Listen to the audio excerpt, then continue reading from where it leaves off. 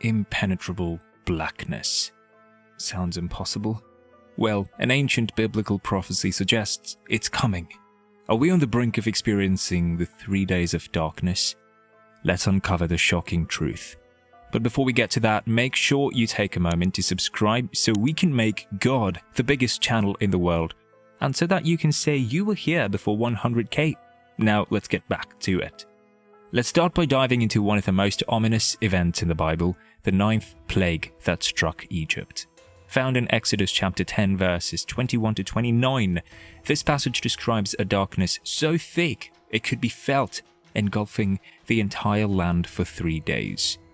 But why did God choose darkness as one of the plagues? Well, the answer lies in its symbolic power. In the Bible, darkness often represents divine judgment and abandonment. It's God's way of showing his displeasure and withdrawing his presence. Think about it. Have you ever been in complete darkness? It's disorienting, it's scary, and can even make you feel utterly lonely. Now imagine that on a national scale, lasting for days. That's what the Egyptians experienced. But this darkness wasn't just any ordinary nightfall. The Bible describes it as a darkness that could be felt. Can you imagine a darkness so thick you could touch it? This supernatural darkness was a clear sign that something beyond human understanding was at work. But there is more to this story than just a supernatural blackout. This plague was a direct challenge to one of Egypt's most powerful deities, Ra, the sun god. How did this plague demonstrate God's power? By plunging Egypt into darkness, God was essentially saying, "Your sun god is powerless against me. I control the light and the darkness." It was a clear demonstration of his sovereignty over all creation and other so-called gods. This act wasn't just about showing off power, it was a profound theological statement. In a polytheistic culture where different gods are believed to control different aspects of nature, the God of Israel was declaring his absolute authority over everything. Interestingly, while Egypt was shrouded in darkness, the Israelites had light in their dwellings. This stark contrast highlighted God's favor towards his chosen people. This distinction between the Egyptians and Israelites serves as a powerful reminder of God's care for his people, even in the midst of judgment. It's a comforting thought, isn't it? That even in the darkest times, God can provide light for those who trust in him. But why do you think God made this decision? It wasn't just favoritism. This act was meant to show both the Egyptians and the Israelites that the God of Israel was different from the other gods. He had the power not just to bring judgment, but to protect and provide in the midst of it. Despite the overwhelming evidence of God's power, Pharaoh remained stubborn. He attempted to negotiate, offering to let the Israelites go but insisting their livestock stay behind. Now, why do you think Pharaoh kept resisting, even after seeing such clear demonstrations of God's power? This stubbornness highlights a tragic human tendency, the hardening of our hearts against God's warnings. It's a sobering reminder of how pride can blind us to truth, even when it's staring us in the face. Pharaoh's behavior is a cautionary tale for all of us. How often do we, like Pharaoh, try to bargain with God? We might say, "Okay, God, I'll do this, but I'm keeping that." But God doesn't want partial obedience. He wants our whole heart. In contrast to Pharaoh's stubbornness, Moses demonstrated unwavering faith and obedience. He refused to compromise, insisting that not a single hoof be left behind. Moses' steadfast commitment serves as an inspiring example of faith in action. He trusted God's plan entirely, even when it meant confronting one of the most powerful rulers of his time. But let's be real, standing firm like Moses isn't easy. It requires courage, conviction, and a deep trust in God. Moses knew that partial obedience wasn't obedience at all. He understood that God's commands weren't negotiable. Many believe that this biblical account isn't just a historical event, but a prophecy that will repeat itself in the end times.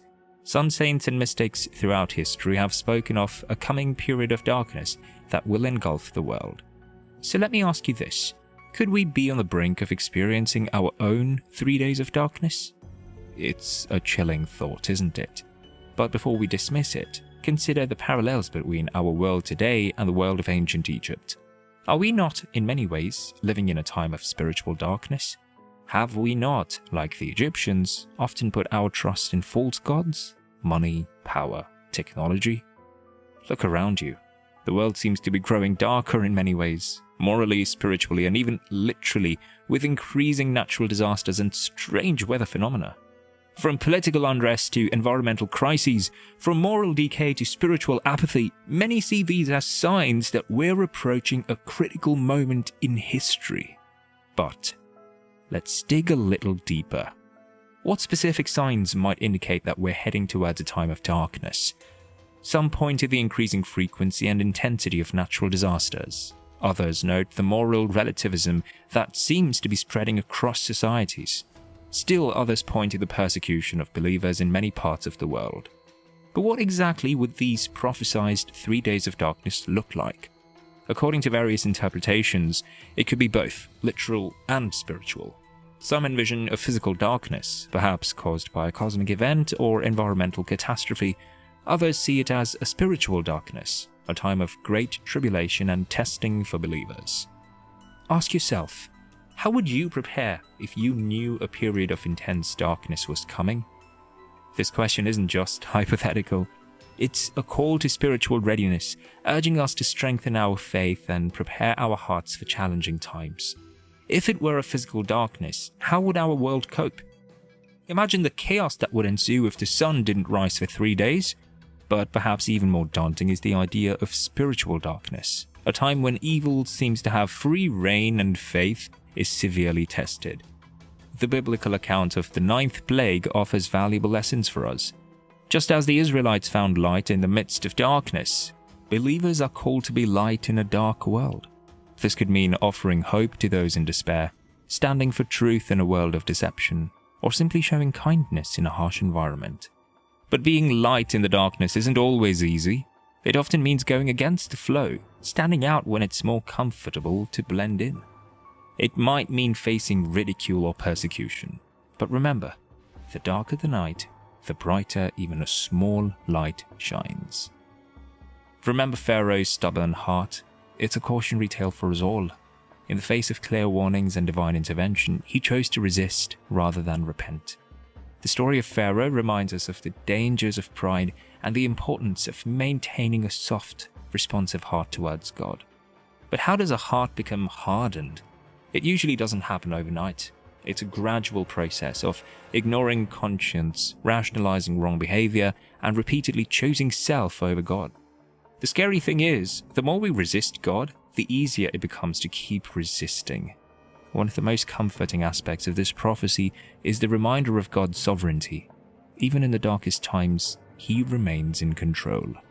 Just as God protected the Israelites during the plague of darkness, believers can take comfort in knowing that God watches over His people even in the most challenging circumstances. This doesn't mean we won't face hardships. The Israelites were still in Egypt, still surrounded by darkness, but they had light in their dwellings. In the same way, God's sovereignty doesn't always mean He'll remove us from dark situations, but He promises to be with us in them. So if this prophecy is indeed about to unfold, how should we prepare? The answer lies not in stockpiling supplies, but in strengthening our spiritual foundations. Now let's face the important question here. What steps can you take to deepen your faith and strengthen your spiritual resilience? This might involve dedicating more time to prayer and Bible study, strengthening your relationships with your faith community, or actively practicing your faith through acts of service and love. But preparation isn't just about personal spiritual growth, it's also about community. The Israelites faced the darkness together. In the same way, we need to build a strong, supportive faith community or communities that can stand together in challenging times. Even as we consider the possibility of dark times ahead, it's important to remember that darkness never has the final word in God's story. In fact, it's often in the darkest times that God's light shines the brightest. Can you recall a time when you experienced God's presence most powerfully during a difficult period? These experiences remind us that even in the midst of darkness, God is working. Sometimes it's the contrast of the darkness that makes His light all the more visible and powerful. Throughout history, some of the most powerful movements of God have occurred during times of great darkness. Think of the early church growing despite intense persecution, or revivals breaking out in times of moral decay. Could it be that the coming darkness, if it indeed comes, will set the stage for an unprecedented move of God? The potential fulfillment of this prophecy serves as a wake-up call. It's an invitation to be spiritually alert and prepared. If Jesus returned tomorrow, would you be ready? This isn't meant to induce fear, but to inspire a sense of urgency in our spiritual lives. It's a reminder to live each day with purpose, aligning our lives with God's will. But what does it mean to be watchful? It's not about obsessively trying to predict the future or interpret every world event as a sign of the end times. Rather, it's about living with an awareness of God's presence and purposes, being ready to respond to His leading at any moment. While the prospect of 3 days of darkness might sound terrifying, for believers it's actually a sign of hope. It signifies that God's promises are being fulfilled and that ultimate redemption is near. So let me ask you this: how can you cultivate hope even when facing the possibility of dark times? Remember, just as the plague of darkness in Egypt was followed by the Israelites' liberation, any period of darkness we might face is just a prelude to God's ultimate victory. This hope isn't just about looking forward to a better future.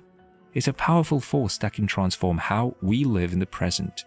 When we have hope, we can face challenges with courage, persist in faith when things get tough, and inspire others to look beyond their current circumstances. Throughout this exploration of the 3 days of darkness prophecy, one theme stands out: the power of faith. Whether it was Moses standing firm before Pharaoh or the Israelites trusting God in the midst of plagues, faith was the key to navigating dark times. Faith isn't just about believing certain things. It's about trusting God enough to act on those beliefs. It's about choosing to see light when everything around you is dark. It's about holding on to hope when the situation seems hopeless. As we face the possibility of challenging times ahead, let's remember that our faith is not in a prophecy, but in the God who holds the future. He's the same God who brought light out of darkness in creation, who led the Israelites out of Egypt, and who promises to be with us always, even to the end of the age. If you made it all the way to this part of the video, you may qualify for our membership, so you might want to listen closely. It's an exclusive area where we release videos that we cannot show to the general public yet.